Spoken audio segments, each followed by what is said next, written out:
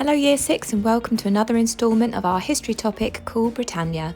This week we'll be looking at how music and fashion changed in post-war Britain during the decade that has come to be known as the swinging 60s. We're going to learn all about how leisure and entertainment changed at this time and still influences our fashion and music today. Following the end of the Second World War, there was what was known as a baby boom of the 1950s, which meant that lots more people decided to start a family now that the country was at peace. This meant that the British population was younger than it had been since Roman times. By the mid-1960s, 40% of the population was under 25 years old. Now, from the Second World War to the late 1950s, young men who were aged between 18 to 30 had been expected to complete national service in the armed forces for a minimum of 18 months.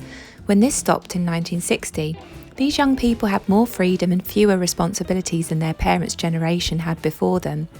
Rationing in clothing and food ended, and young people wanted to enjoy their leisure time, seeking new fashions, music and art. Let's watch some footage from the time to see how a newer, more vibrant age began to banish the post-war gloom. Is London. Swinging London it's been called, though some people might find a different adjective. Social rebels have taken over in what seems more like an invasion than a revolution, because they've got their own new language that is way out and weird, to say the least.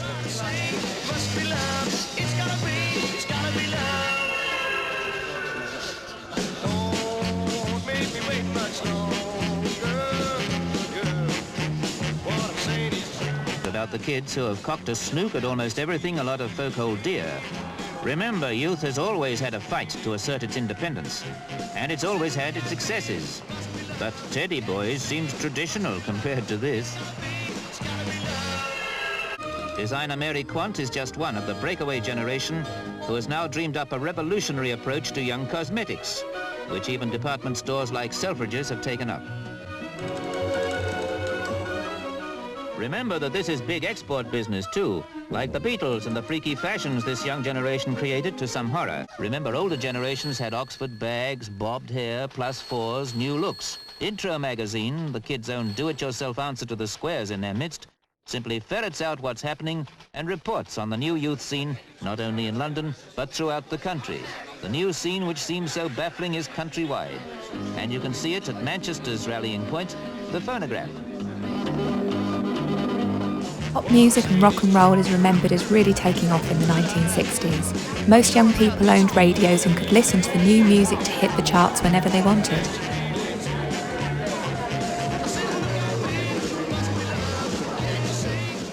The Rolling Stones were a band that formed in London in 1962, who quickly came to epitomise this new youth pop culture. They had long hair, outlandish dance moves and played fast rock and roll music. My mum went to see the Rolling Stones on one of their very first tours in the early 1960s.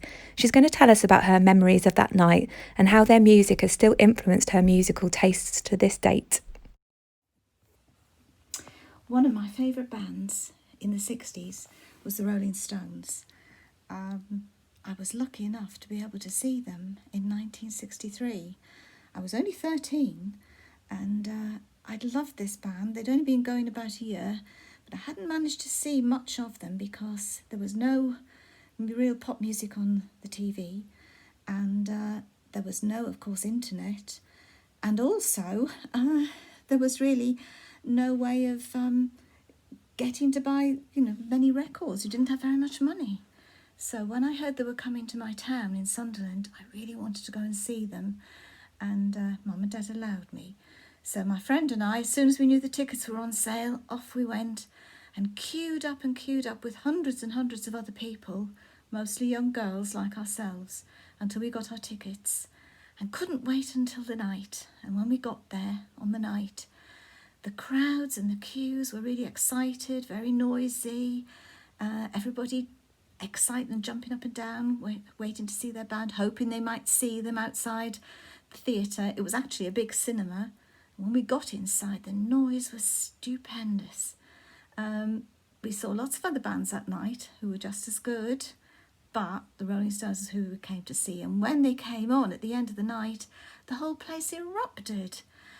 Everybody was out of their seats, leaping up and down, screaming at the tops of their heads. And I don't think we really heard much about the band, but it was wonderful, and the band were just as I expected they would be. Their music was fantastic, full of life. They still play today. They're still just as good today. And that night, I'll never forget.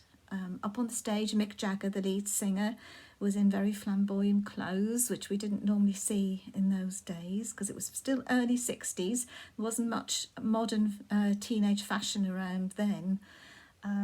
Black and white striped hipster jeans, a PVC belt, big flowery shirt, dancing all over the stage. Well, it was a wonderful night. And when we came home, my mum said, "Is it raining outside?" And I said, "No, it's not raining."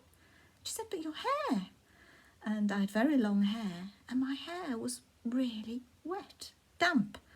Inside the theatre, it had been so steamy, and we'd been dancing and jumping up and down so much that it was just as if we'd been in a shower. Well, it was wonderful. And I was lucky enough 2 years ago, 2018, I went to see the band again, still playing, and they're still as good, they're still as exciting, and I was still up out of my seat dancing all those years later. So a lifetime fan. And in fact, one of the band, Ronnie Wood, is an artist, and I've actually got one of his paintings, which I'll try and show you.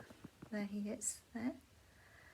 This is, he's a great artist, and that's him playing his guitar, and I think the painting just sums up the excitement of their music. So, a fan for always. Great fun. The Rolling Stones. Now let's take a look at some real footage taken from that time to see the Stones in action and the reaction of their fans. Ones have queued up for hours. For them, it's the big night of their lives. Fans from the start, at last they're actually going to see the Rolling Stones. Happy to oblige, Mick Jagger, Keith Richards, Brian Jones, Charlie Watts. Doors open at last, a full house. In fact, it could have been filled 10 times over. For hundreds of the fans, it's a new kind of thrill, the live show. The Rolling Stones will be so near you could almost touch them.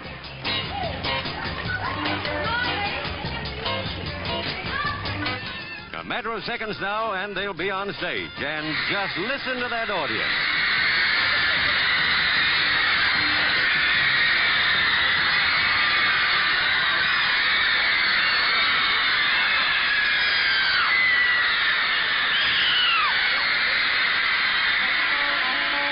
The joint was rocking, going round and round.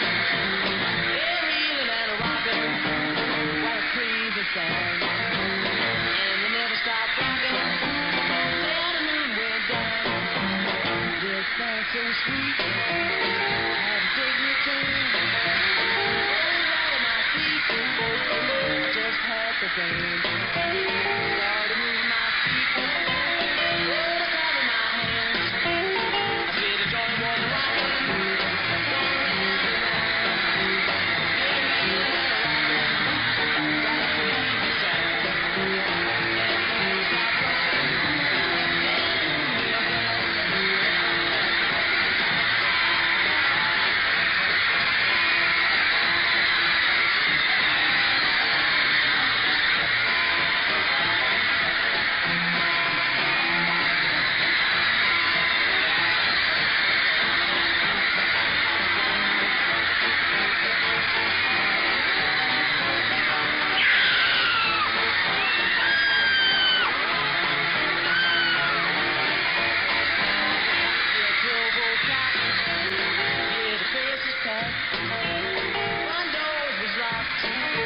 The Rolling Stones weren't the only huge British band to come out at that time though. The Beatles were a band that came from Liverpool in the 1960s who are seen by many people as being the most influential band of all time. In fact, they're still to this day the biggest selling music act there has ever been. Their names were John, Paul, George and Ringo. Let's have a look at them in action and the Beatle mania they caused in their fans during the 1960s. George Harrison, Ringo Starr, John Lennon, Paul McCartney, Only a few seconds more and the doors will open.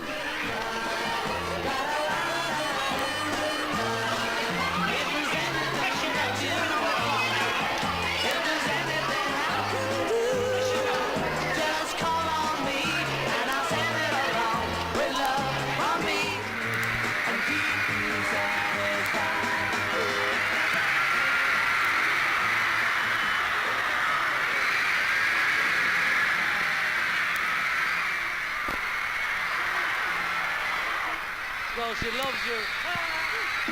She loves you, yeah, yeah, yeah. She loves you, yeah, yeah, yeah. She loves you, yeah, yeah, yeah, yeah. Lost your love.